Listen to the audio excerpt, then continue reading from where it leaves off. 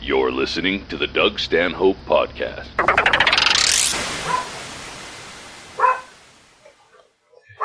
The barking dogs are a harbinger of our very late guests. They're almost 2.5 hours late, and they're going to come in hot, straight out of their problems getting here, and go right onto the podcast. Right from the Scooby Mobile. Here's Hack Oddity. Hey, Hackman! He's the tour manager. Hey, how are you, my friend? Good to see you. God damn, brilliant. I haven't seen Hack since he had blonde hair. Hack, you know, as our good friend from England. Kyle Pogue is with them, but the only guy on the mic, because there's too many. We're on. We're live. Too many Indians, not enough bingo. There's too many pigs for the teats. You're on. Oh, hey, no, you're on that side. Wrong hole. We're live.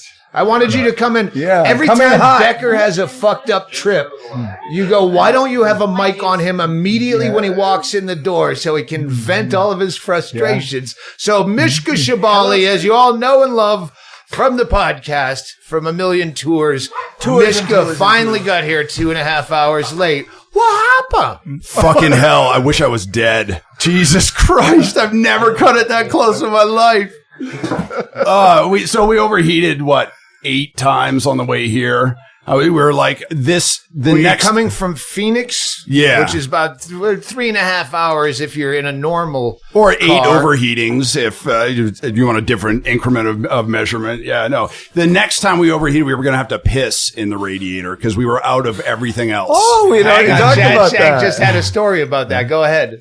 I was watching your guys' pictures. We were looking, you got the cowling and everything off, and I told them we had, when I was younger, we had a deal where we had to piss in it, and we were trying to make it back, and it overheated again, and we pulled over, and the dude, before I could stop him, went over and opened it before he let it cool down, and was just enveloped in a piss steam cloud.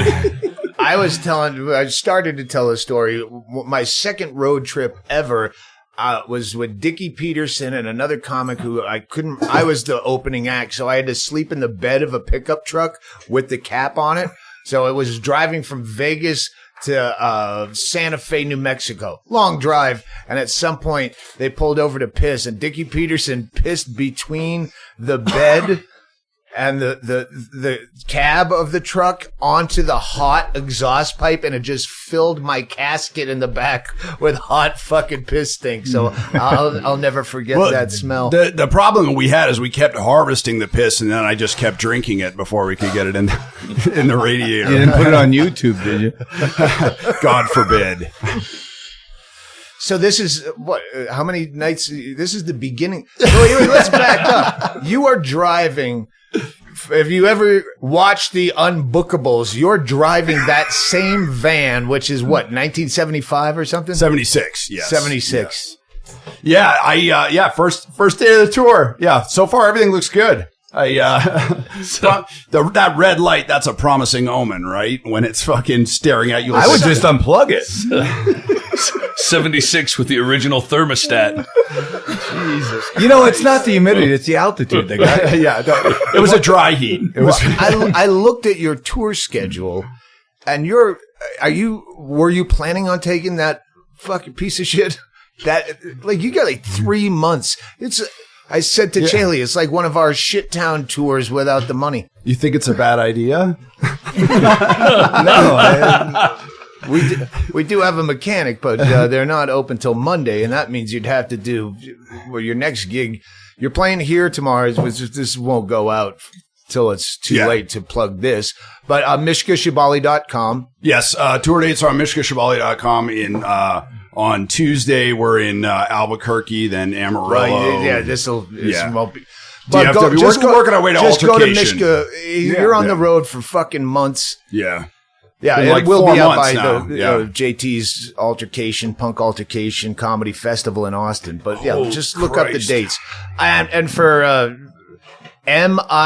MISHKA, Mishka Shubaly, SHUBALY. Wow. I can't spell it. That was weird. Well, My Bookie is our sponsor, and they make me spell out how to spell My Bookie. And I go, a lot of my fans might spell bookie with a Y. I shouldn't say this, but I use Mishka Shubaly as my password on most of my stuff because nobody can spell it. It's not as bad as Ggreg Chaille. Oh, fucking A. So you did 2 shows in Phoenix, and immediately you're fucked. Yeah. It's good. Andy got fucking VIP game ball the first Andy night is of Hack Oddity. Hack Oddity got. He Andrist. So yeah, I feel like we should just wrap it up at this point. The tour. I'll be on tour podcast? in Bisbee for the next 3 weeks. How fucking jacked are you? Pretty fucking. I feel like we're still moving. Absolutely. How long did it take to do the 3.5 hours? We left at noon. And it's almost 8. Yeah. Oh, that's good. Fuck. You could have walked it. But. Yeah, we were ready to run the last 6.5 miles. It would have been faster and easier. Well, and it was like the fucking last hill where I was like, this is the last of the water. The radiator, it's fucking spitting everything out. It's a big hill. We pulled the doghouse It's a off fucking the mountain, engine, so it's fucking. You can see down the road moving underneath you. It's just roaring in the fucking cab. They said you were putting ice on the hoses, and they said, Chaille asked me, well, will that help? I said, well, it depends on what your goal is. If you want to melt ice, it's very useful.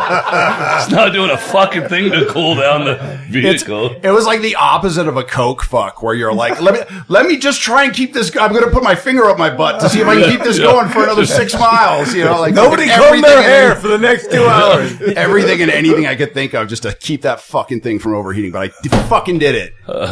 we thought too late to tell you to go the other way and avoid the mountain. You go the Safeway way on 92, and there's no big hills, but it's longer. So I put it in neutral. We coasted the last 15 minutes into town. It's just downhill. Oh, they actually have coaster races there, and that's probably how it started.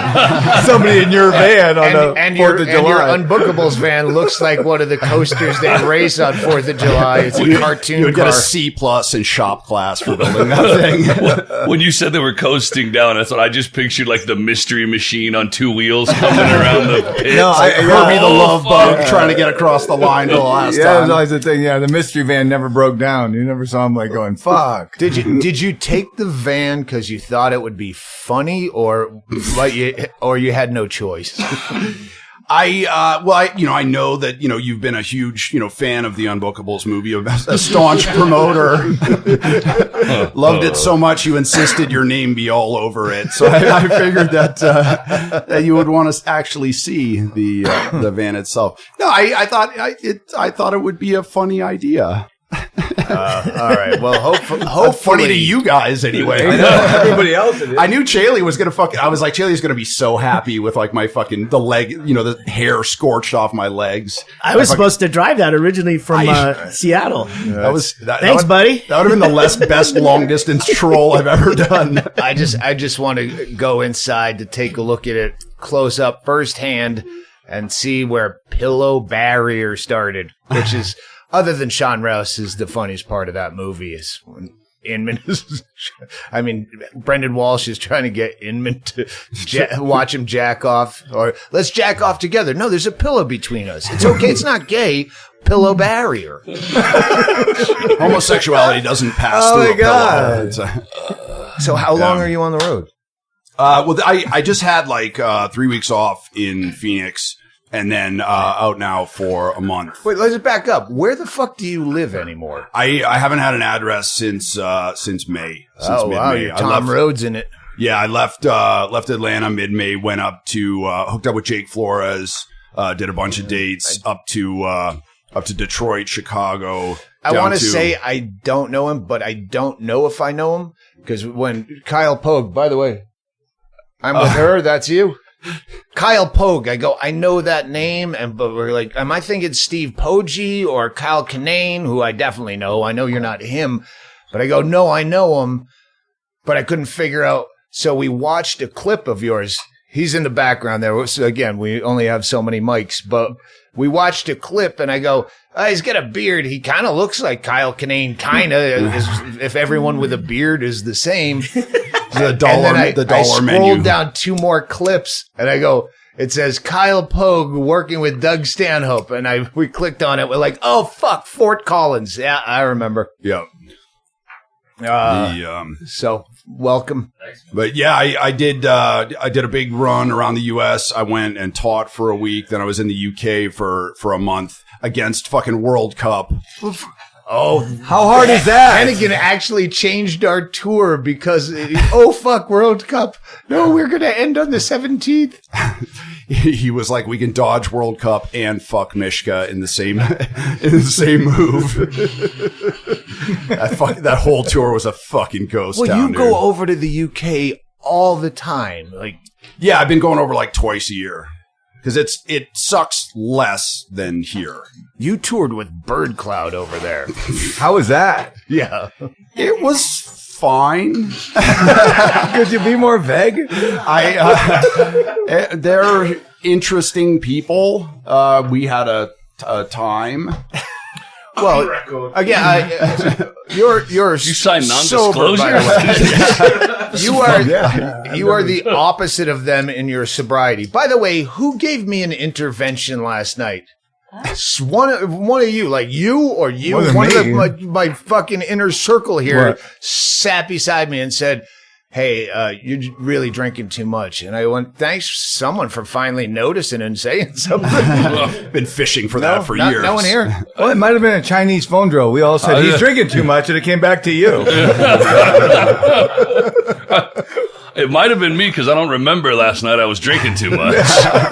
I whoever it was. Thank you. I said thank you, and I knew you meant it, but I didn't know how much till this morning. We're very hungover. The hot potato intervention. The hot potato. No. Oh yes, I got it. Yours. So yeah, Bird Cloud. Bird Cloud was it was good. It was awesome to see the perception their interaction with the UK folks over there, because everybody over there, fairly polite and like until they're fucking animals. And the first show in Bristol, they came out, in like fucking diapers and titty tops. 5 p.m. the most overly polite, and then by 9 p.m. they're throwing fucking glasses in the street, drinking vomit, and and they came. They were like, we're Bird Cloud, motherfuckers. Yeah. Silence. just a like polite, appalled silence, and it went downhill from there. How did you? How were you traveling? We were in Andy's truck for most of it. Hack. We're in Hack Oddity's truck. Andy Andrist is too well known. Right. That's why the lesser Hack. Andy. And Hack and now that he's not blonde. It's weird because like Hack and I had to be like fucking working security the whole time to make sure that the like fucking upskirt assholes and the the covert fingerers were fucking kept at bay. And the Muslim. And it was what did you say? Did you just say that you were social justice warrior security? Yeah. Yes. Absolutely. That was correct. Signaling. And so yeah, it was just it was like near violence just about every night, and but nobody got punched. Nobody threw a punch. It was anybody get fingered? Bird Cloud does not without wetting it. They push an envelope of. You're asking for it by the way you're playing a harmonica out of her pussy. Yeah.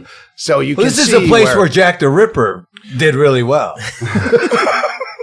Well, the best thing was that they fucking turn it out every night, no matter what, regardless of whether there's fucking 4 people there or 400. And there were a couple of shows where there were 4 people there, and they're fucking diking out on stage with the fucking mandolin and the harmonica. Those were my favorite shows, just for the oddity of it all.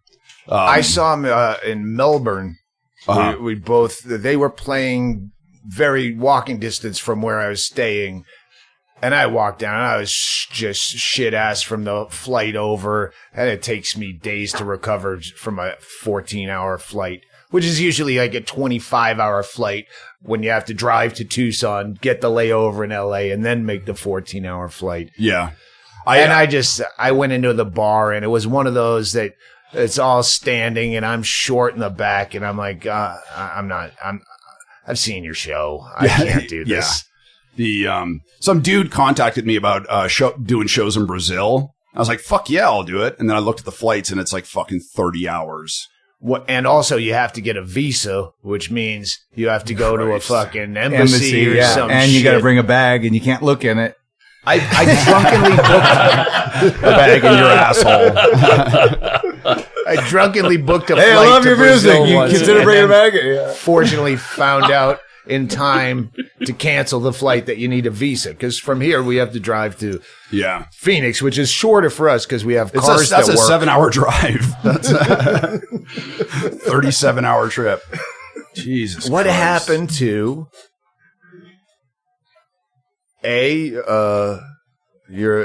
we keep making it younger, your 11-year-old girlfriend?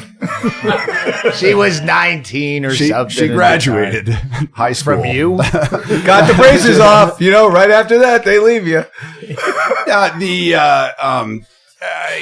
I discovered that I was more in love with the road than Okay, with so you're not any together. person. I haven't talked to you in a long time. Yeah, so we Wait, didn't you move to Atlanta to live with her?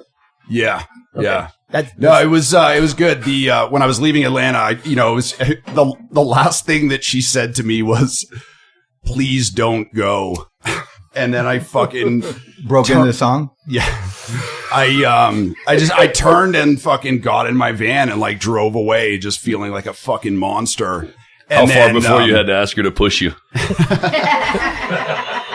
7 hours later, 100 miles down the road. And then the first 2 drives I had, I didn't have a couple dates, so I had fucking 7-hour drives the first 2 days. The second day, I'm 4 hours into the second drive, and I looked at my phone because that's what you do when you're fucking doing 80 miles an hour down the highway. You look at your fucking phone, and I don't know if the That Germans. van couldn't do 80 miles an hour in a free fall. Was it really windy behind you? Yeah. I wonder if the Germans have like a specific word for this specific sadness you feel when the first time you see a picture of your ex on social media and she looks so beautiful, and so happy without you, and I just started crying, like a fucking ugly cry, like convulsing and heaving. And Road will do that. yeah, and I must have like taken my foot off the gas for a second because the car behind me honked, and without even thinking about it, I just screamed like, "Fuck you! I'm crying as fast as I can." And that's the name of Mishka's new album, Crying Call as it Fast Crying as I Can. based on It's real all the life same stories. songs from 2007, but it's now it's got Now reworked into a whole orchestra behind it. I'm pushing my van. I'm crying as fast as I can. It's actually number 2 right now Better on than Pandora. anything that I'll write. And yeah, that was how the tour started. Okay, I hit some I rough want to notes ask after you about that, your but- tour, because you have been touring with comics a lot. Yeah. Well, you're like Bird Cloud, you and Bird Cloud and the Mattoid, I never toured with Bird Cloud, but they kind of fit into this weird genre where it was hard to work with you because you have songs that have funny lyrics, but they're not comedy songs. They're fucking dark, and they apply to my crowd. But if people think comics and musicians don't work together, generally. Yeah. So if they're going to a comedy show and they see you or the Mattoid, they go, he's not that funny. He's not trying to be that funny. He's trying to be somewhat funny, but now you're touring with comedians a lot and you're doing more stand-up. Yeah. Or more banter. Or I don't know what you do. I haven't seen you in a long time.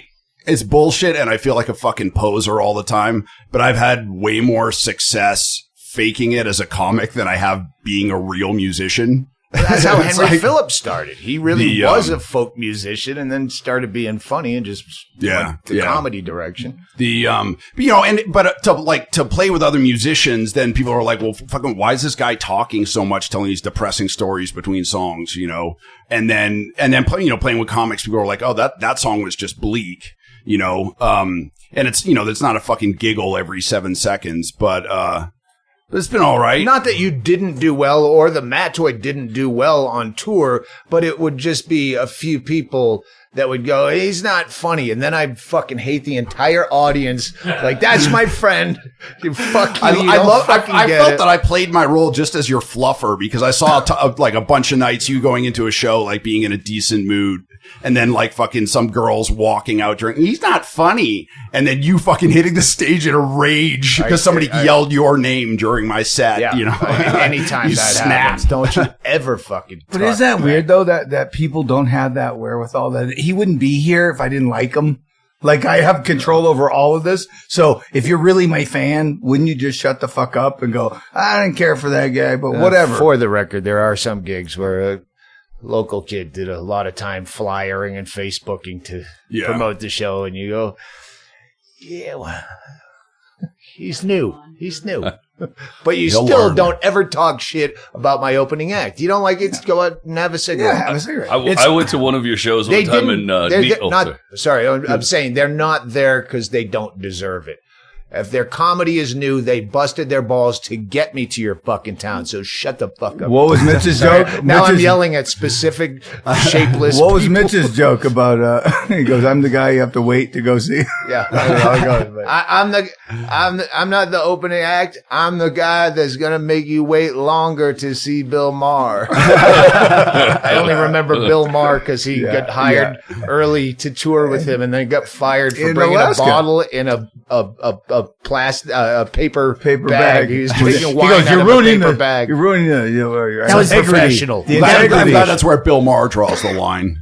That was backstage, by the way, that he got busted doing that. Yeah. Oh, I thought it was on stage. No. And that makes it even more egregious. This like, fuck you. When Bill Maher was, well, he's still nobody talent-wise, but this is when he was barely politically incorrect. Yeah. I mean, the show. Yeah. I feel like it goes over better in the UK because I play a lot of like divey pubs where there's like, oh, we're going to have a magician and now there's a juggler and now there's, a fucking. Okay, so you work with comics over there now? I fucking work with anybody who has me, Doug. I'm not gonna lie. Punch and Judy. They'll put me with a comic. They'll put me with another songwriter or something. Something like that. Over there, they it's sort of like fucking whatever sticks. Because I mean, obviously you picked Kyle Pogan, flew Hack Oddity over from England to. Yeah, he did. He's a visitor. He's not technically a tour manager. He did such a great job doing nothing as my tour manager. I figured I'd bring him over here to. Kidding? He looks like he can push a van. That's why I'd bring him. Yeah, you lost a lot of weight today. So who's comics you've worked with in the States? I know JT probably. Yeah, I worked with JT. I worked with Jake Flores. That was killer. Kyle Pogue's been my go-to because he's a great driver and also funny. But I mean, a lot of times I just go out fucking solo because everybody's a fucking nightmare. I mean, you know what I mean? Like you put somebody in the van and the fucking worst of them comes out. Especially when the van has the worst of it come out. Hey, this was going to be fun. This was atypical. Tour. It sounds like we're living here. The Undrivables tour. Just so you can vent, you were supposed to be playing at Club Congress tonight. Oh, you're here a day early, but you booked the gig with Christine Levine. We know and love, repping the Unbookables reputation hard. She didn't return a crucial email. And then they had two other bands, and that was that. I mean, I feel like there's one of those every show, but or every tour there's the fucking show that kicks. But in the first day of tour, we've had the breakdowns for an entire 6-week tour and the kick show. I'm giving you a little bit of shit. You should know better than to have Christine Levine, who her middle name would be.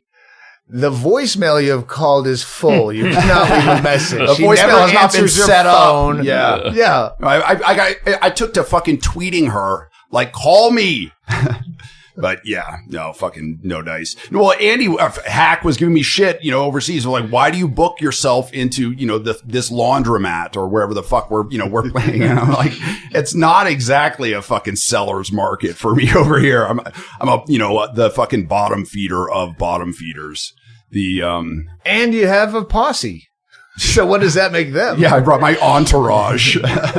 Shit list +1. I want to go to break, but I want to give you shit about one more thing. Because the last time I saw you I was probably a dick because I was the most hungover I've ever done. The worst show I've ever done was in Atlanta. That was a fucking You had rough just moved couple to of days. Atlanta. Yeah. So if I was a prick, I apologize. But now that you work with comedians, maybe you know there's a difference.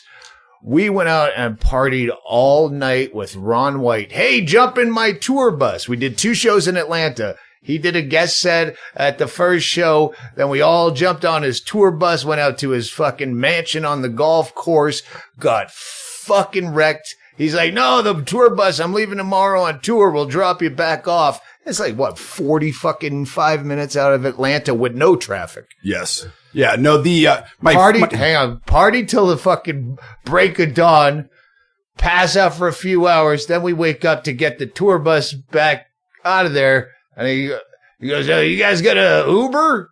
I go, oh, you said that you're going to drop us off in the tour bus. Change of plans. So we're stinking, just still violently drunk. And we had to get 2 Ubers because there's so many of us. Oh, well, all of us fit in a fucking tour bus, but not in a Uber. Thanks a lot. And it's just them trying to get into his gated community without security. And I did the worst fucking show. I just phoned in this fuck you show. I hate it. I just Erickson was die. raging on some woman who was, blathering the whole fucking time. Chaille remembered that. I didn't. All I know was bad show, and I remember you afterwards going, hey, can I get paid now? And I said, is there money? I said, whatever it was. I snapped because you said, hey, I just moved to Atlanta. Can I do a set? Because I want to establish myself here. Yeah. In comedy, when you ask to do a set, there's not money. I know that it's now. A tip. Right. But I remember being really I was at my last straw anyway. Yeah. I know I was rude to you, so. I apologize, but now since you work with comics, you know that in comedy, asking for a guest set is not a paid. It was good. No, that was one of the first times I've gotten the full 100% vitriol from you. And man, it was just like a fucking fire hose full of bile. I don't know what I said. I just know that I could have handled it better. I'm going to leave it there. It was the last time I saw you. We're going to do a quick break. Everyone, if you need drinks, get them now. Get them quickly. I'll do a usual. Cocktails! Dollar Shave Club. No matter what you do in the bathroom to get ready, Dollar Shave Club has everything you need to look, feel, and smell your best. They have amazing shower stuff, hair styling products, toothbrushes and toothpaste, and of course, razors and shave supplies.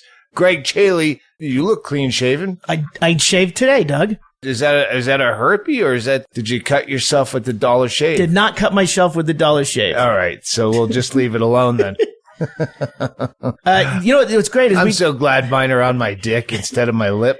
We went to LA for the weekend, and it's so easy with Dollar Shave Club because I buy the little 3 ounces for traveling. And that goes right into the DOP kit, and it goes right in my bag, and we're gone. And everything else stays here, like the large size of the shave butter. And I just take one small pack. Also good for flying when you can only have so many ounces of or just liquids. If you're leaving for 4 days, you don't need a huge tube of something. I use the double razors. I use the shave butter, and then they've got the toothpaste and the toothbrush. Simple, direct to your door. And right now, you can get ready with an amazing deal on any one of their starter sets. I recommend the Daily Essentials Starter Set because I love the Amber Lavender Body Cleanser. I love it. I can't smell lavendery enough, but you can't go wrong with any of them. Head over to dollarshaveclub.com/Stanhope to pick up your own DSC Starter Set for just $5. After your starter set, products ship at the regular price. And make sure you check out the new video too. That's dollarshaveclub.com/Stanhope. dollarshaveclub.com/Stanhope.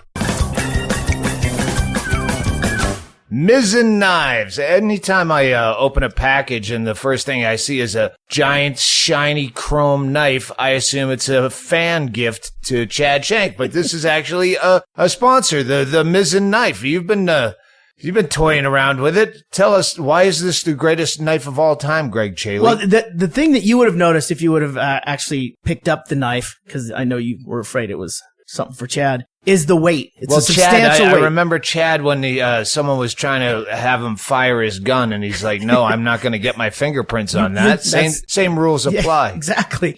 It's a substantial weight in your hand. It's a well thought out knife. There's no reason to have other knives on your wall. Well, I get a bunch of I buy those stupid colorful knives that suck, but they're purple and green and orange and shit. Yeah. And then I just have to have a knife sharpener every other time I have an electric sharpener because they go dead in a second. These knives, there's 60% more carbon in these than regular premium knives. And Mizzen just really wanted to figure out if they could actually deliver a high quality knife for a cheaper price. And so they started a Kickstarter. They were offering a knife that would retail at $150 for $65, and that's how they got $1 million, and that's how they started their company. So now what they've done is they've created this line of knives, and they're definitely cheaper in price, but not in quality. And it's the only knife you need. Well, you don't need the block full of 18 knives and then trying to find the least dull one. That's right. Replace all the old dull knives in your kitchen, save space, because a better knife equals better cooking. Well, in the ad copy, it says, endorsed by experts in the field, the New York Times calls it the holy grail of knives. And I say, slow news day. But hey, the New York Times. And we only have sponsors that we get behind. And if I didn't like it, I would tell you. And by selling directly to you, the consumer, Mizzen is able to cut out the middleman and save you the money. All right, well, here, just so I can read the call to action, I have an apple here, and here's your Mizzen knife. So, yep, straight through.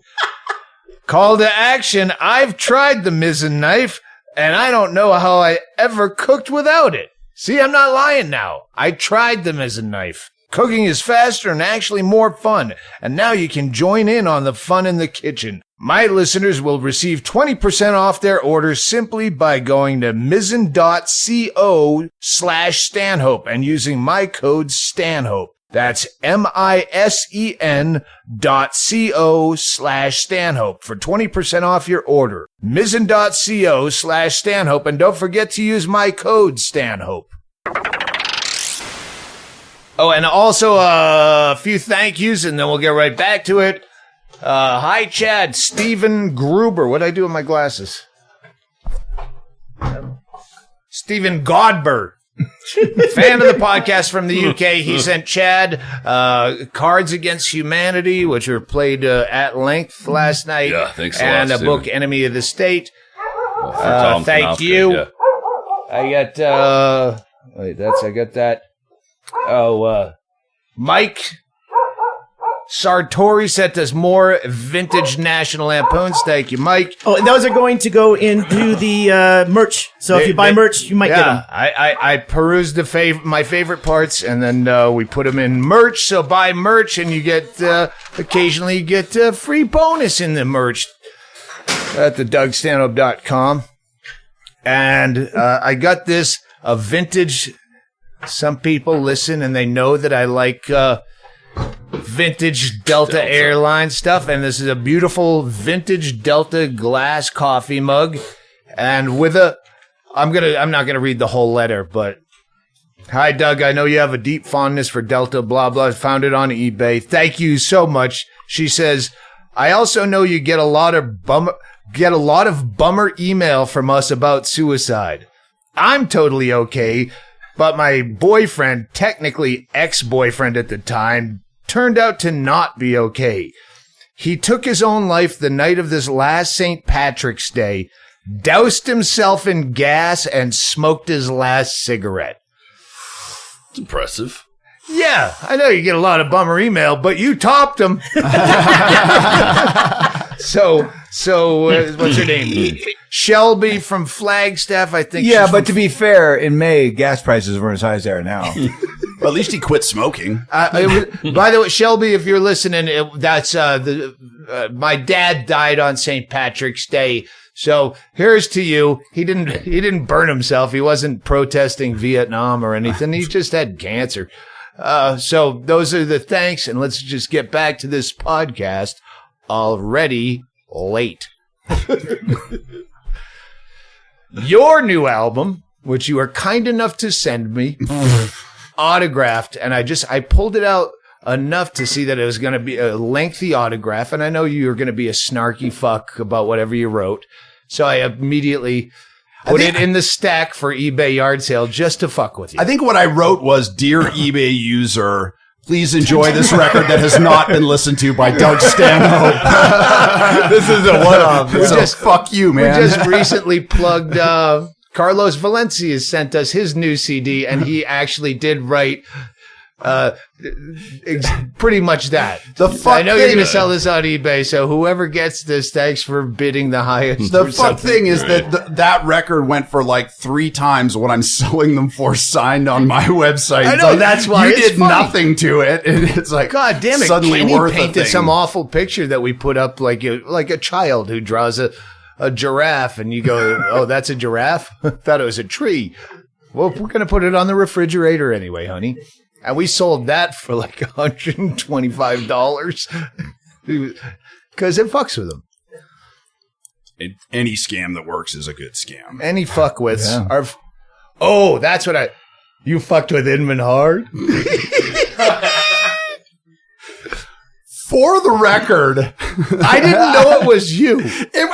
Dude, I can't tell you how many times I fucking defended Inman in the last 10 years. Everybody was just shitting on him. Like, oh, that's not. And I was like, no, I like Inman. He's a good guy. I'm a fan. He's intelligent. Let me back up for the listener. Inman got permanently banned from Twitter, and we mentioned it on a podcast. And then Inman sent me an email. He sent a lot of emails over the course. We'll get into it. But he sent me an email where his wife thought it was you, but I think it's because I posted lyrics from The Clash and it said, you fuck a nun or something, and someone reported me, and now I can't get back on Twitter and I'm permanently banned. But then we mentioned that on a podcast, and then you emailed me saying, "Oh, by the way, I heard the podcast. That was me that got Inman banned." Mwah. I didn't think it was going to fucking work. But no, I mean, to back up, like, he was fucking Jake Flores posted something about Roseanne, and then Inman fucking went nuts. And I was like, Inman, why don't you dial it back a little bit? You know, fucking everybody has their opinion, you know, whatever. And that was a huge affront to him that I direct message him and to tell him that, maybe fucking just chill out for a minute. And then he fucking went off into the ether, and I was driving this van 4,000 miles up to northern Saskatchewan with my family for our family reunion, which is another fucking same ridiculous. van? Yes, it fucking made it fine. No problems. And, so he was just spazzing out, and I was like, fuck this. And I have his number. So I just called him, and he was like, hello? And I was like, James, it's Mishka. And he fucking started to go off, and I was like, James, relax, man. It's just you and I'm calling you. I know you're upset, and I'm sorry that I said something that fucking hurt your feelings, and like, but I want you to know you're my friend, and I value you, and like, it's just if something I do fucking upset, you have my number. Just call me, you know? It's like, and he was like, Okay. And I was like, I love you, man. You know, like, just, you know, be well. And like, and he was like, all right. He fucking twists and turns. Okay. The next day, there's this long fucking screed on his, and Mishka, fuck him for having a hot girlfriend and for fucking having a good life. And I was like, yeah, I'll take shit for that all day long. Like, to have a paranoid shut-in fucking, rip me up and down for having a life worth living. Yeah, guilty. And then he, and I was just like, I can't, I was like, I don't want to be a part of this. Yeah, Inman is like him bragging about like, oh, the most downloaded Doug Stanhope pod. It's like an 8-year-old who is in a fucking kiddie porn bragging about being the star of the movie. And it's like, no, it's not. It's not what you did. It's what they did to you, man. Now the analogy makes sense. That was a really good analogy. That was a great analogy. That was a very good analogy. And then he was fucking ranting and raving on Twitter. And he posted a thing that was like a veiled physical threat of like, well, one day I'm going to maybe push you or, not like I'm gonna flay you and fucking feed your living flesh to dogs or what. Just like, I'll give him a sharp elbow in the ribs or something. And I was like, oh, this is violence. I'm reporting this. And I thought nothing would happen. They have all kinds of fucking white power assholes advocating the overthrow of the state on Twitter. And they were like, no, this Inman guy, he's a fucking problem. We've got to, the poor man's Alex Jones. Yeah, James, it was me. It was me. Now you know, James. I'll see you in the high school parking lot. You are... Well, again, fuck. I'm trying to plug your date on Saturday here in Bisbee, but yeah, come visit the quarry and see where Mishka... The same stage Mishka performed at. If my van makes it there. Yeah. Yeah. There's no cabs here, so I hope your van runs. I'll take Ron White's tour bus. You guys did a duo together. Was that live at the quarry or was that? That was at Stock Exchange. You did it on stage? Yeah. Oh, I thought you said you recorded it. We recorded it at Joby's house. We recorded one that was on the record that you sold, you asshole. I'll buy it back once he has an eBay yard sale. But we sang together at the Stock Exchange. Same song. Yeah. What was the song? Don't Cut Your Hair. Oh, I thought it was like a cover. I didn't know it was one of you. It's a cover. Do you know who you should do a duo with? Uh-oh. Do you know any Elvis Costello songs? James Inman, come on in. Oh, this is To Catch a Predator. Oh my God! Yeah. Fuck you. He's been working on that baby monitor. Fuck you. Oh my God. He did a veiled threat, something about an elbow. I did not. That was a fucking lie. That was a fucking lie. I did not do any fucking threats of violence. So they must not have banned you then. You just quit? I'm banned permanently because of you, you stupid fucking cunt poser. Fuck you. Fuck you. All right? Seriously. Why? I can't. I lost 3,000 Twitter followers. God, what the fuck is wrong with you? Oh, and then he flipped out, and I tried to call him, and blah, blah, blah. You sound like you're in high school. We had a nice conversation. Fuck you. You fucking date a girl half your age. You fucking pedophile. Right. Fuck you. Write a letter to your congressman. Yeah. Wait, take it to Twitter. How about this? How about I get flown out here first class by Doug Stanhope just to stick my dick in your ass. How about that? And on the way back, it's first class too, right? Right. On the way back, it's first class. After I stuck my dick in your ass. And you won't have to push the plane. I'm sorry you had to wait while we were late, James. Well, I thought, the thing of it is, Doug is smarter than both of us put together, right? Because he saw what was happening, and he's like, oh, let's get Inman and Mishka together so they can make up, right? Why didn't you do that with me and Jake Flores? Obviously, I was having an intelligent conversation. Your friend Jake Flores is a shallow idiot because all he was doing was telling jokes he didn't back up his argument. So he was winning? None of those fuckers had any points to their debate whatsoever. All I wanted to do was debate. Hang on, Did you print out the Facebook thread?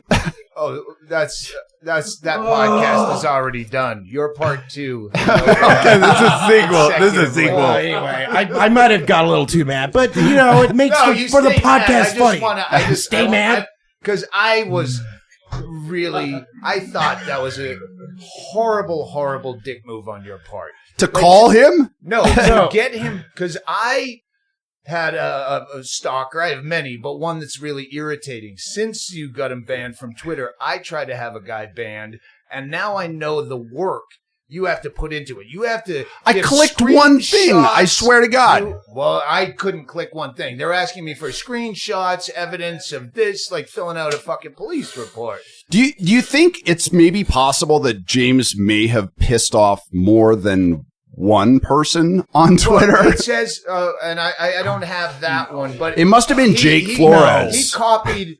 Did you just deflect it to somebody else that you already admitted doing? You already admitted it. You and fucking gaslighting motherfucker. Yeah, you already admitted to it, so. The point is. Yeah, I don't give a fuck. You don't care that you. Then you lost your Twitter account? I don't give a shit. Are you fucking kidding me? Why do you not give a shit?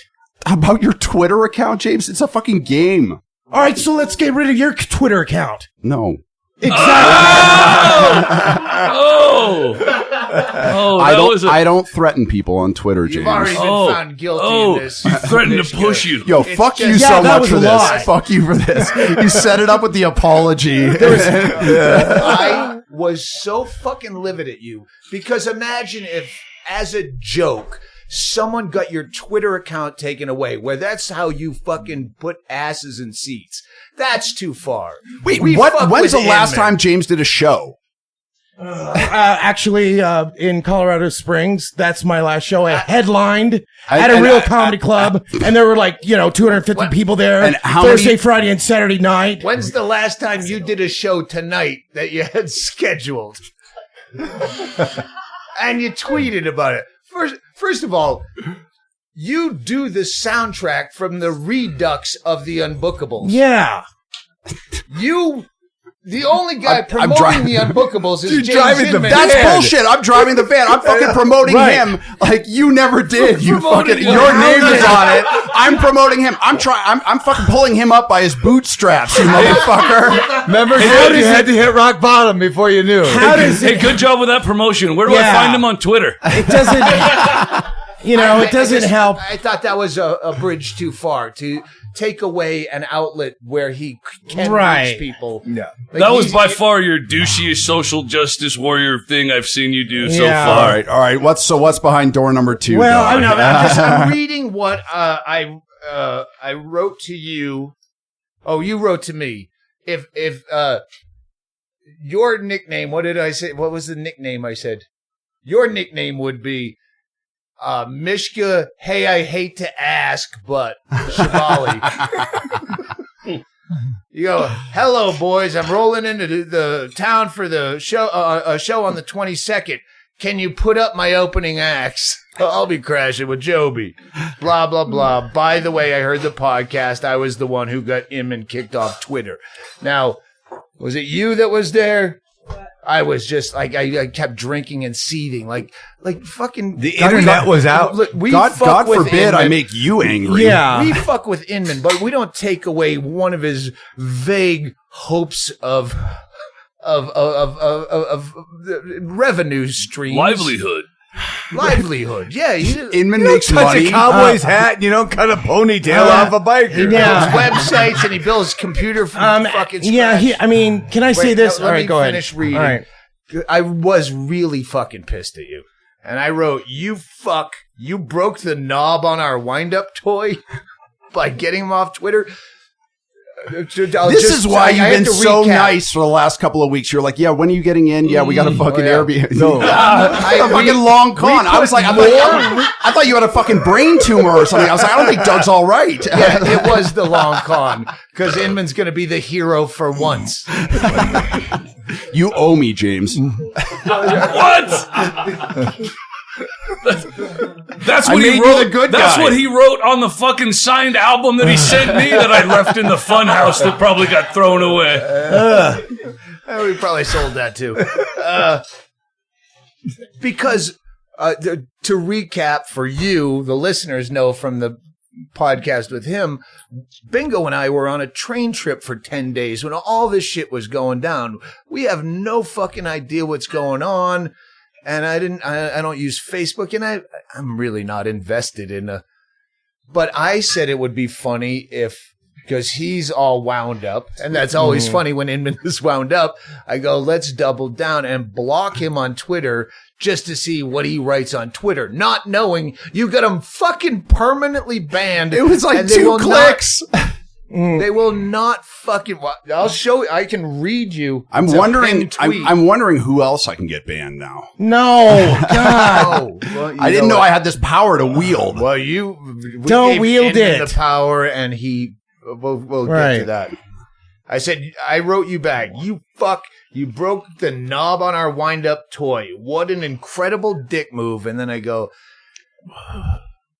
wait. Oh, it was the night the internet went out, and I go. That's what this saved me because it gave me time to think. Let's do the long con, and then I made it softer. When you asked if you could put up your opening acts, they're doing a remodel on the house. I said the main house will be under construction while you guys are here. They're blowing the walls out of both bedrooms to extend the house.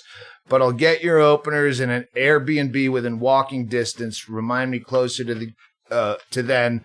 And then I wrote, I was going to try to get people to petition Twitter to bring Inman back. I didn't know it was an inside job. Get your defense presentation ready for the podcast. Unconscionable. Unbookables 3 should just be you and Inman on the road and a third person to fan the flames. And this is, you already said it, this is what you wrote back. Hey, fuck you, buddy. I picked up the phone and actually called him. You have no idea what I endured. I'd rather drink 2 pints of Andrus hot piss than go through that again. Oh, God. Serious? No, this is the part. Listen, this is the rub, Inman. He says, seriously, though, and you heard him on the baby monitor. Did you see what he said about me? He accused me of having a hot girlfriend and being successful. And you know I can't take that shit lying down. So he's already piling sarcasm on the fact that he ruined one of your only fucking places to reach people. Well, I mean, that rant, there was more to that rant. I thought that was kind of a lame slam, but I mean, fuck, I can't even think. That's all right. We're here to we're defending you for once, Inman. Here's the deal, Mishka. I've known Doug since like 1995, and our relationship is he makes fun of me and I laugh at myself. Then that kind of grew because Doug got more famous and he got more fans, and so all of his fans and friends started making fun of me, and I had to laugh at it. And it was fun for a while until I get these people I don't even know mocking me, and guys like you on Facebook. Every fucking thing you write on Facebook to me is snarky and bullshit. Everything I write on Facebook to you is like a compliment joke. I mean, I rarely say anything mean to you on Facebook ever, and you always write snarky bullshit to me. And finally I just snapped. I'm like, fuck it, I don't care. And that argument was with Jake Flores, not you. All right. You send me you said, hey, you're embarrassing yourself. I'm like, so what? I'm not saying anything to you. I'm talking to Jake Flores. I'm making good points, and you're like, so you call me and go, Facebook doesn't matter. Well, if Facebook doesn't matter, then it doesn't matter. Get your nose out of my business. It fucking doesn't matter. Why do you care? But then you had to unfriend me and like who? Wait, that's exactly what I did. Right. Like it doesn't matter. So I unfriended you. So what's the big? Are you a 12-year-old girl? No. So this is what I did. It's a fake game. You're the 12-year-old girl for unfriending me. All right. That's what made you fucking freak out. I did. So I called you like a friend. Right. You piece of shit. So this is what I did. And so I said, okay. And we had a good conversation, and then something interrupt me, okay? Sorry, Dad. All right. So after you unfriended me, this is what I did. Oh, I'll show Mishka. First off, I'm unfriending everybody. You think I annoy you. Well, Everyone what about fucking Bill annoys Swenson? me. I fucking told Doug to fuck off because I knew that he would know it was a joke. And then I unfriended all of his friends just to show you that I can unfriend everybody. You're not the only guy who can unfriend people. Did you take your ball and go home, James? I fucking created this entire scenario right now. Because of my third fucking eye.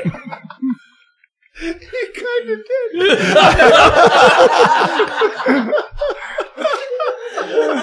I knew I would get Doug's attention when I said, I'm done with you. We're not friends anymore. Just like what you did to me. We're not friends anymore. I didn't say we're not friends anymore. Whatever. I unfriended you and then I fucking heard called what you you. said. I You called you fucking and we on had a the baby fucking nice monitor. conversation and then Whatever. And then you freaked out after Why do that. you think? Inman, let him talk. All right. Let Go him ahead. talk. All right. No, I mean they're serious questions. What? I've fucking stood up for you a million times in the last All right, 10 then years. keep standing up for me. Because I've always stood up for you too. All right. This was a I brilliant. hope- Listen to me. What? This was a brilliant play. Right. Well done. All right, I mean, so- this will okay. surely be the best, most downloaded podcast ever. Mishka's. I get Mishka's my with turn, James my Inman. snuff film. He'll start claiming that. I don't know. Well, Listen, I thought it was a really dick move. It was don't open your mouth if you don't know the shot. We fuck with Inman because it's a controlled environment. But as we said on the last podcast with Inman, he was very upset when they drew dicks or swastikas on his forehead when he was passed Dicks and out. swastikas. At the same I time, didn't even know those Inman people, was yeah. being a dick. Yeah. But it was like, all right, they shouldn't be fucking with you. Inman is our old school friend, and like Windy City Heat, we wind him up. You fucking over his Twitter account is, again, unconscionable. Basically a war crime. Yeah.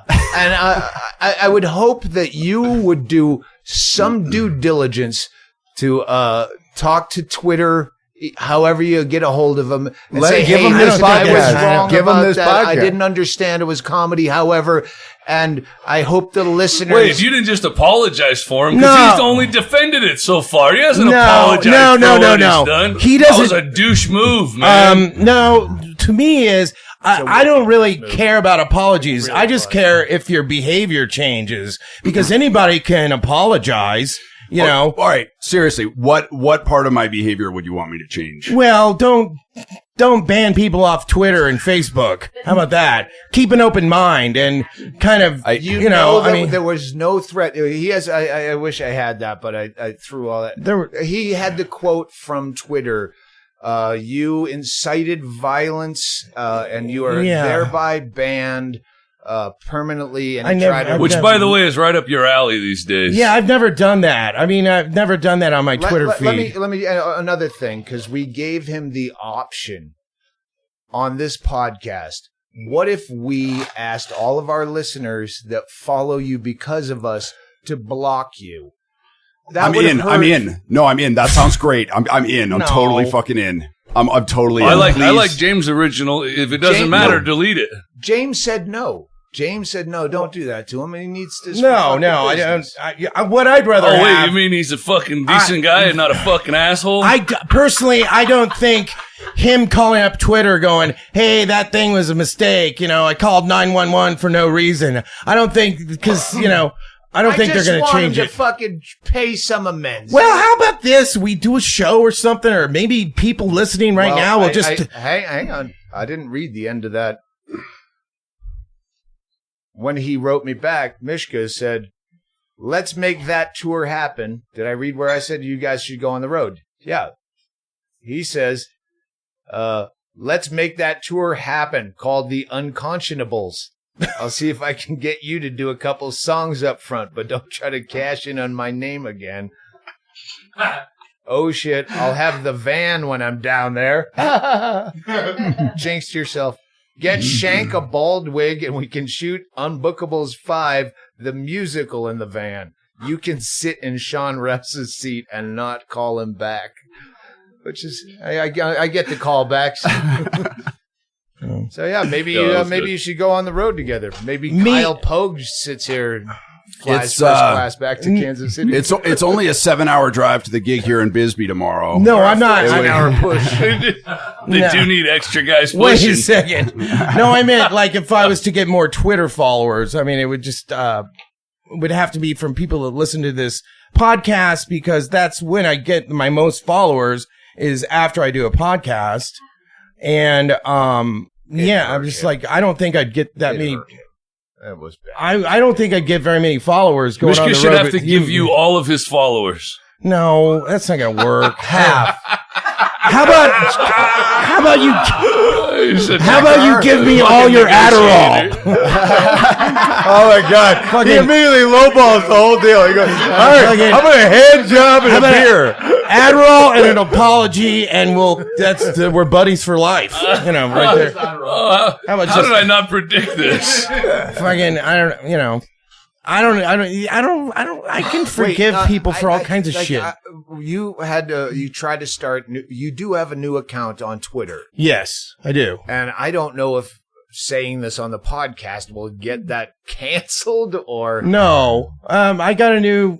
So what is it? Because your last one was it's anyway, my last. I mean, this one is this one is _James_Inman. Okay, and they don't know it's you. Well, they gave me a little. His last one was so fucked up. No.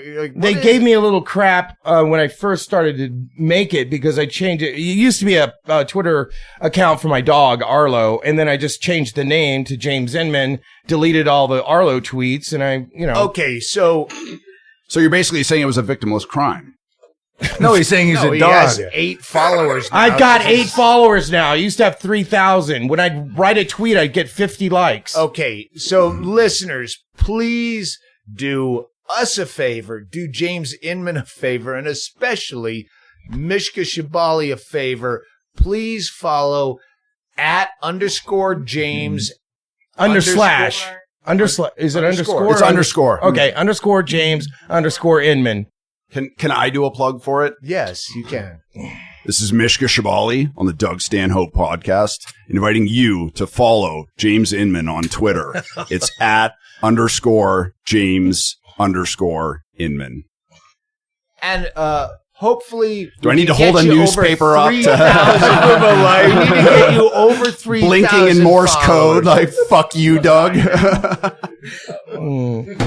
Yeah, just don't be afraid of ideas. I mean, if you want to do comedy, Mishka, we should close this while I mean, you're a writer and you're a musician, and now you're doing comedy. You got to understand that comedy is, you got to be accepting of all kinds of ideas. Don't quit while you're ahead, James. All right. So, I mean, especially debate. Learn how to debate. Honestly, I apologize that I got you kicked off Twitter.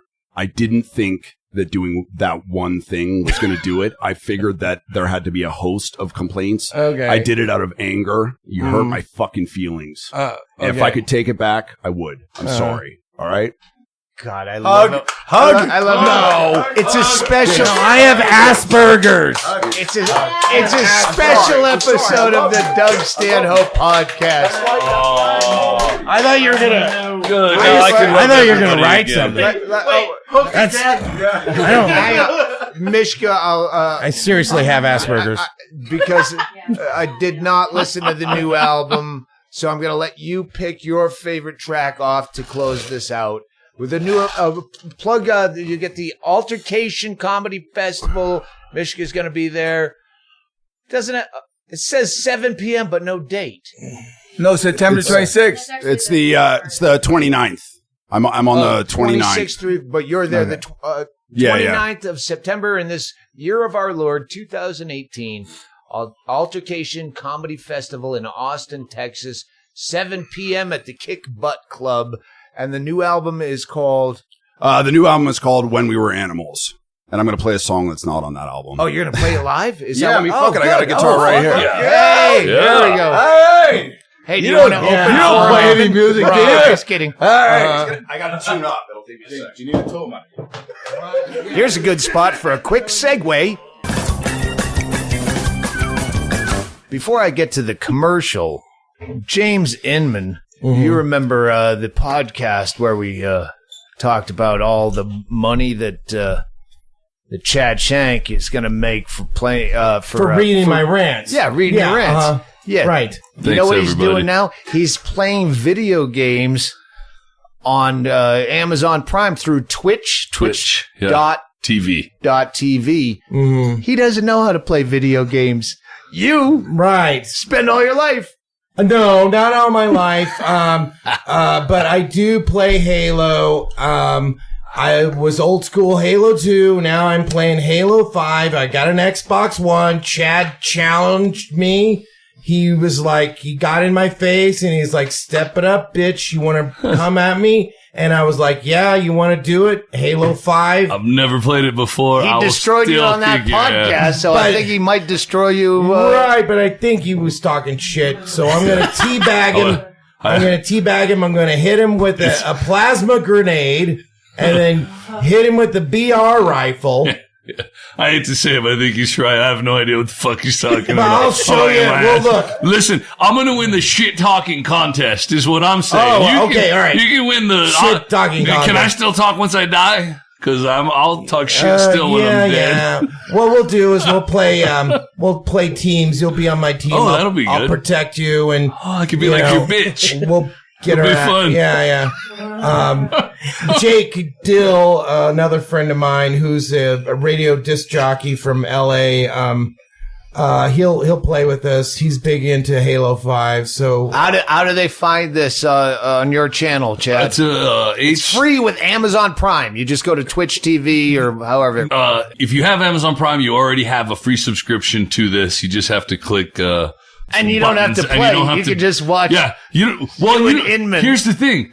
Is if you want to watch it, that'll be funny. But even if you don't want to watch it, that's the grift. Is that it's something you already pay for, and you can just give me $2.50 of it. And so if you want to watch me and Chad Shank play Halo 5 and Rumble Pit, they don't call it. If you're so fucking good at this, you can learn a game that he's just learning. Oh, what does he want to play? You've played video games for as long or longer. You did asteroids before you did comedy, and you've been doing this for 75 years. I played Space Invaders, Borderlands 2. I've seen some of that played. Halo. Here's the thing. The new one that everybody's playing and that everybody thinks that it would be hilarious to watch me play it because I'm against you is Fortnite. You play Fortnite? No, but just log on to. That would be a fucking level playing field. Yeah, that would be level. Is there do they have to go to is it HD Fatty on that? HD_Fatty on Twitch. Yeah. Harley Davidson HD_Fatty. And then I'm sure Inman will get an account. If you play me in Halo 5, I will play one of your games that you're good at. And Deal. All right. Deal. Yeah, that's fair. Yeah, just go to your Amazon Prime. If you don't have it, then you're probably not going to get the unbookables either because you don't know comedy dynamics. Hey, let's get to that. Let's get to that ad.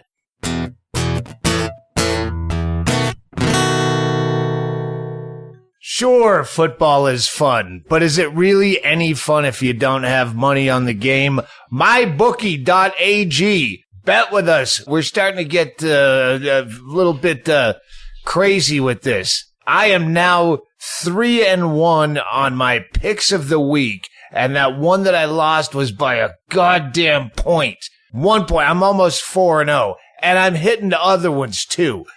This week, let me just get it out there. My lock of the week, and you can always bet against Kenny because I think he's 1-3. He lost again. I'm looking up on his player history since I turned over my account. He took the Browns last week, and they get demolished. Well, actually, they didn't get demolished. They played the Raiders. Oh, he had a straight bet, and he lost. Yeah, he lost again. And he's taking the Browns again this weekend, +3 against the Baltimore Ravens. I am definitely betting against him, and my pick of the week to go 4-1 is Denver +1 at the Jets. I don't get it. Maybe I might have missed something. Did all of their players get injured? Did Joe Namath come back? I don't know.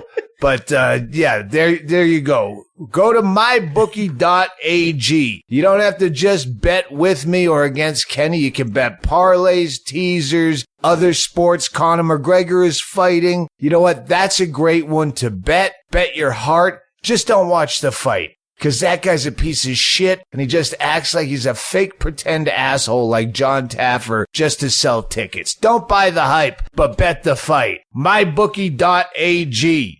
Dog parlays. Take some dogs and bet them on the money line. You bet a few dogs on the money line, and then that aggregates. You get 3 underdogs with no points. You can make some money. I thought you said dog racing. I thought, they have dog racing now? They probably do. I didn't see it in here. That's what I was looking when you said that. But you meant underdogs, yeah, which is what you love to bet. Yeah, football. What fun is it? Yeah, I don't know if you can bet on the players taking a knee or shit like that. Go into the prop bets and the futures and look at the weird shit. I think you can bet on like Dancing with the Stars and shit like that. There's just endless opportunities to bet. Spend a couple of bucks and make life a little bit more fun. Log on to MyBookie right now and double your money. Use promo code Stanhope and you'll get your first deposit matched 100%. That's promo code Stanhope. MyBookie.ag. You play, you win, you get paid.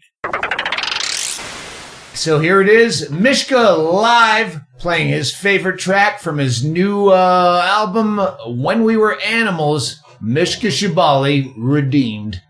The name of this song is @_James_Inman on Twitter.com. It better not suck.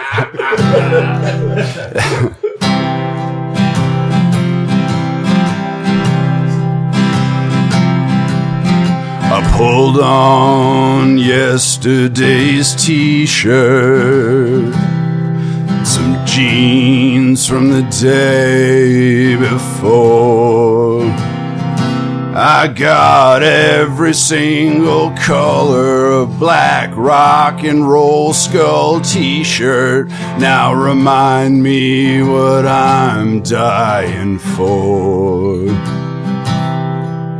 I feel like I'm losing the narrative, speaking a language I no longer understand, hammering it out on the highway, crying as fast as I can.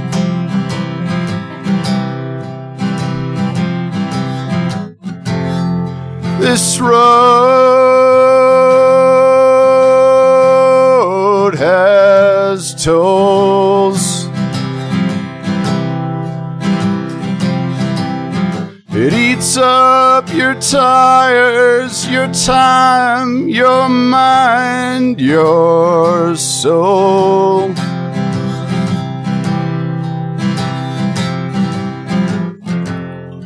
The free drinks ain't free. And if I ever make it home, I'll find home has lost everything, made it home to me.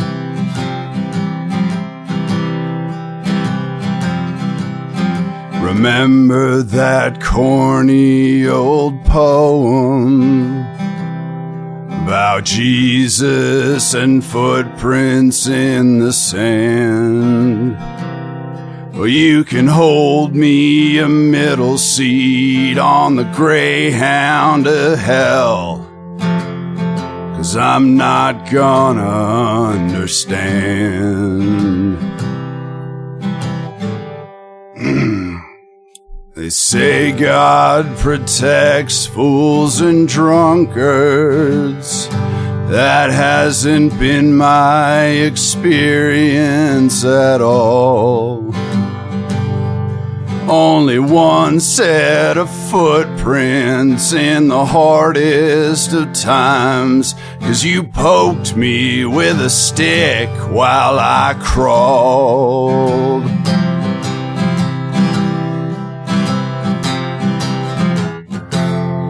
This road has tolls. It eats up your tires, your time, your mind, your soul.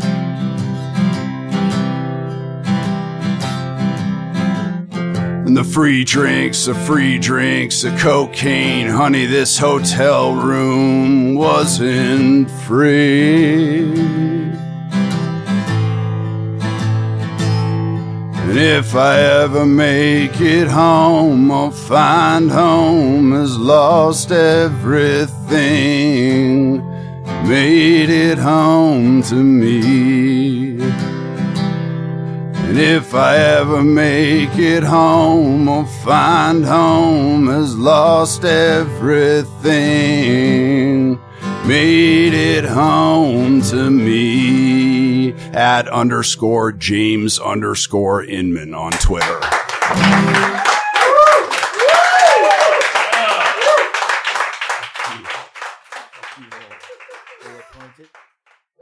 I was just gonna say if we want to do like after chatter as Easter eggs. I don't know if you want to. Oh, you should have said it before. Just doesn't like director's cut. Like, you weren't recording, right? If we want to talk right now about how the only mic that's on is his. We can kill it there. All right. But if you want to do like director's commentary and how we set this up as Easter egg after the song plays. We're gonna fade out right real quick. You can do that with like 3 mics, right? This to me doesn't sound fair, but that's all right. No, just the fluffy aftermath. Okay, the nice parts. Sure, yeah. All right. Maybe hold on.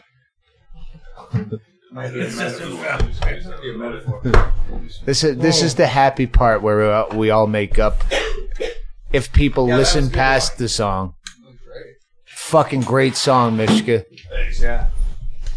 Again. You must have didn't know. Which I fucking great. Greyhound thing was actually a nod to James because I felt bad. Well, we did. I don't know if it was Becker that said something about one of the lines in that song was something we just talked about on the crying as fast as I can. Yeah. He goes, and then you burst into song. Becker was very prescient last night. What was the? Oh, I said. Come into the mic. James Inman flew in first class and he got a hot towel. I said the only way they're getting a hot towel when they come in is that car overheats. Prescient. It's a big word I learned. I have a present for you, Becker. A hot towel drenched in antifreeze. What would be funny is if do you have a show on Monday, Mishka? I do. Tuesday, 25th. So are you going to have to fix the car before spent a lot of time Monday? on this, Mishka. I really did. Is this?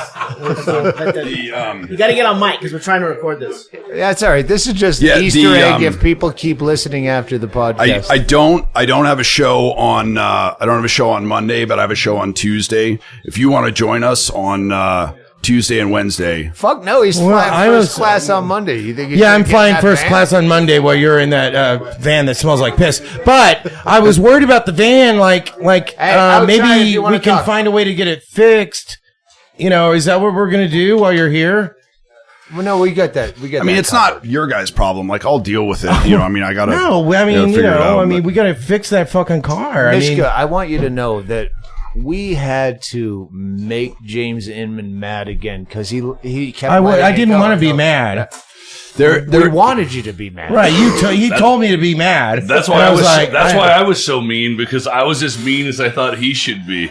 It's the same way. My thing is the Innocence Project, and when someone gets released after 77 years in fucking prison because they don't get mad. Yeah, they go, I'm just happy I don't harbor resentments. Yeah, we were harboring resentments for you.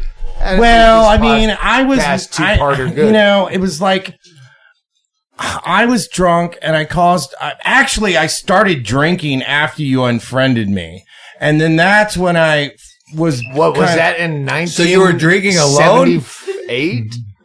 Yeah. So after you unfriended me, I started drinking, and it just occurred to me that I was like, I'm dealing with so many of Doug's friends, and it's just so hard. Listen, you know. Let me explain it. We talked a bit on the first podcast that he has heard that a lot of people fuck with Inman.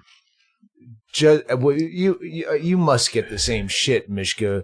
Yeah. People think they're being dark and funny. Today I got a email. This subject was nigger retard cunt. Yeah. And then it was, hey, I really like your podcast. You're friends with Trump? Yeah.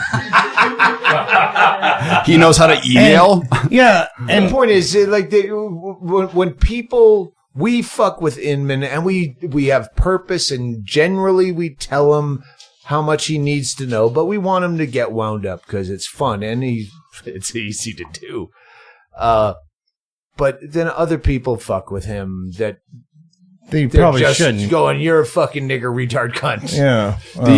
But I mean, two things. Like, you know, I get a lot of that shit too from those same fucking jerk offs.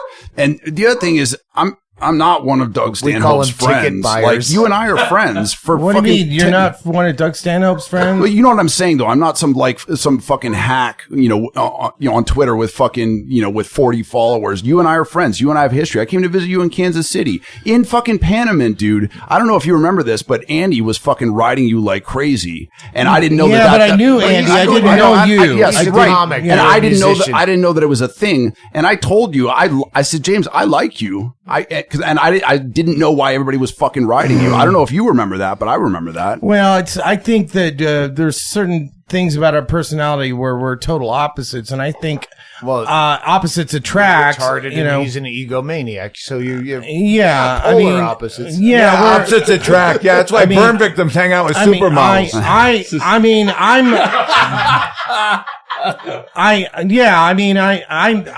opened my mind.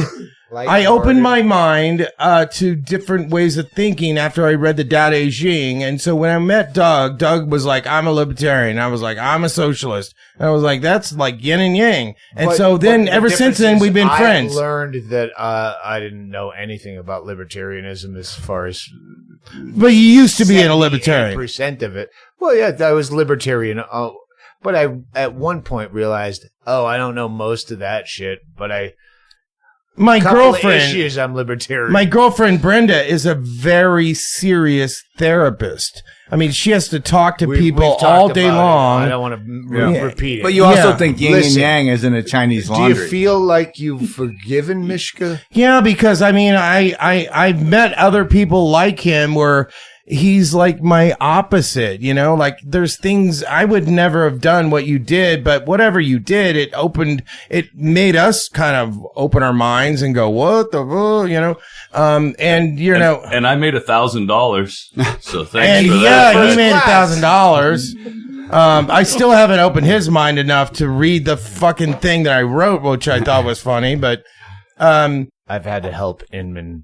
Bring it. I was giving him bullet points to hate you because I can't remember. Can I say this one thing? Inman really is a genuinely nice guy. All right, can we shut Doug up for a second? All right, so this is, I wrote the first rant towards Doug where I broke up with him. I'm like, I'm breaking up with you. And then the second rant was, hey, everybody on Facebook, I'm breaking up with everyone that's friends with Doug and fans of Doug on Facebook because that's after you unfriended me. I was like, I'm going to unfriend everybody. And then the third, that's when the GoFundMe page started, and Chad got $1,000. So I wrote this thing about, Chad licking balls, and So this guy that did the GoFundMe page. I know you have to prove you're right from the. No, I'm not. He podcast. just You were said. right. He said. He did ask you to write more. One rants. more. He said, write one more rant. know, you had to and make so a then loud that's phone call why in I front wrote of the us. rant on you. See, I knew something happened, but I couldn't figure out what it was. And so I was like, okay, Mishka's a writer, and so I'm going to try to impress Mishka with my funny words, and I'm going to try to take all those words out like you taught Mishka me. bought his mother a house. From what I remember of his book, it got a little fuzzy when he got sober, but he bought his mother a house from his fucking 10 million. Right. And I asked him a long Amazon time ago, short I go, stories. what was that list But he of still words? can't buy a van that runs. What was that? Remember, Mishka, when I asked you, what was that list of words I'm supposed to take out that people use way too many times? Oh, yeah, all the shit And you words, gave me that yeah. list of words. So when I was writing that rant, I was like, I'm going to try to impress Mishka with this rant. Every word. And I thought, I thought you were going to write something just as evil back to me. I mean, by that point, I'd been on the road for 3 months, and like, I don't need to break down for you where my fucking head was. At that you didn't point. have the time. And also, I mean, I was graying. I was in that van with Welcome to adulthood. I was in the van with my family, my sister's 4 little kids, and you know what I mean? I was just in a totally different space. But dude, I felt horrible with fucking Rouse just having died, and like I knew you were in pain because of that, and like I knew there was other shit going on. I honestly didn't think unfriending you on Facebook was like drawing blood. It was just a thing I did for my own sanity. You know, and I didn't mean it like to be punitive or anything like that. That was had the whole to, point of you this know, podcast is to fucking air our differences. So what? You want us to keep arguing? No, I'm just You're not arguing. This Do is, you realize? this is an Easter egg at the end of the podcast where Okay. everyone knows that we all love each other. And We're all friends. Can we goof on them about conversing and being serious on Facebook all the time, at least? So, am I too serious on Facebook? I don't. I'm Facebook. serious on Facebook all the time. So look at you, Chad, fucking standing next to your best buddy over there. Fuck you, man. Listen, I would have never imagined you would do such a fucking douchebag move, and I would have to fucking make fun of you the way we It have. was 2 clicks. On Inman's I can't believe how easy it was. Yeah. Well, Chad's been mean to me before, and I stepped the fuck down. You know, What? I mean, there's times that Chad went blah blah blah. James, shut the fuck up, and I shut the fuck up. Well, Wait, you shut up for him, but not for me? Yes, because I know Chad. I don't know you as much as I know me. Chad. We've known each other for 10 years. Yeah, but Long as you had that hat. We talked about it this on the podcast. Anyway, it was nice to bring you guys together. Yep. It's nice that it was a month in the planning. You're blocked, motherfucker. I'm gonna unfriend you on Facebook, you asshole. I like that you guys are here because I would feel like a complete douchebag busting your balls on Facebook. So I would prefer to do it face to face. And it's nice to have James Inman as the hero for once. yeah. Let's hear it for James Inman. Yeah. Inman wins. One thing I want to share with you that I don't know if you saw or not, but I'll show it to you later in the van. But I have a picture of this. I did a thing Pillow that barrier. I wanted you to see. Was she underage? We don't want to see those pictures. You want me to go into the van with you? Yes, for the Don't tour. worry, it doesn't rhyme. Yeah. It's a picture, It's like not- a it's photograph. It's not going anywhere. It's now Don't called worry. the Inman Tour Van. God damn it! It's gonna come up in a minute. I swear it's fucking worth it. If you go to my Facebook, Here, so I had this made for Rouse and put up in the van. Explain it to a listener who's still What's listening. it say? Because I can't read it. It's a little brass plaque that I put on Rouse's seat, and it's a quote from Unbookables, and it says, "I'm going home tonight. This is ridiculous. It's insanity." With his name, I figured that was the right thing to do. Sean Rouse. Let's Sean close it Rouse. out. Rouse. Oh, well, can I top you and tell you what I did for Sean Rouse? yes. Okay, so I read the Tibetan Book of the Dead. So when someone dies, I have to read the Tibetan Book of the Dead. It takes 2.5 hours, right, of intense meditation. And Wow, you should do that for audible.com because mine took me fucking yeah, and so 3 weeks. sometimes after I read it, weird things happen. Like weird things happened after Doug's mom died. After I read it for her, the TV just came on out of nowhere with Doug's mom's face on it, and Were you sitting on a remote? No, it just. So it was an auspicious sign. So at the end of when I was reading the Tibetan Book of the Dead for Sean Rouse, I had this image of Sean, and this giant monster came at him, and Sean was looking at the monster, laughing at him, and because that's the meaning of the Tibetan Book of the Dead, is to be one with everything, and monsters don't even bother you. And so Sean is in heaven, or he's in a Tibetan heaven of not having any problem with any fucking monsters. Okay, I like the plaque. I'm gonna since you overclosed. All right. Fuck, now I lost my thought. That's a weird thing to do, is to...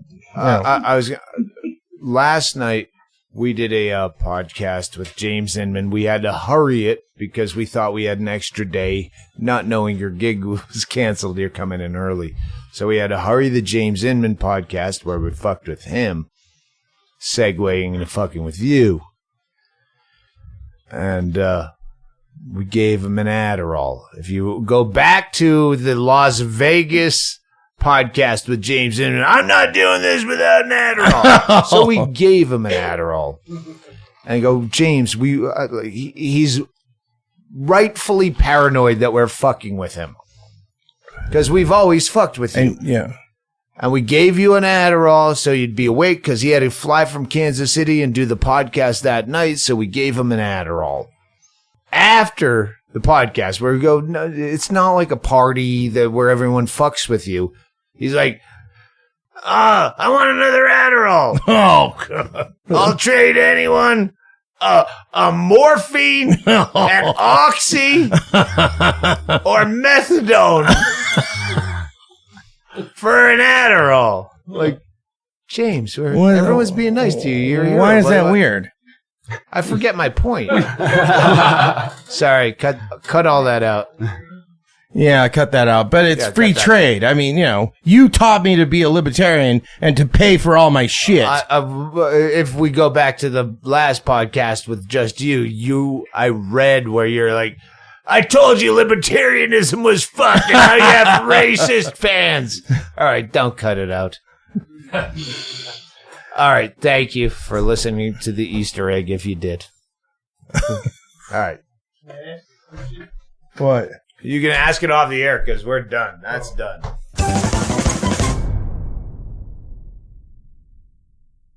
Missing knives. It's the one knife that does it all. Well, I guess, all the shit knives do. It's a great knife. It's sharp, and it cuts through shit.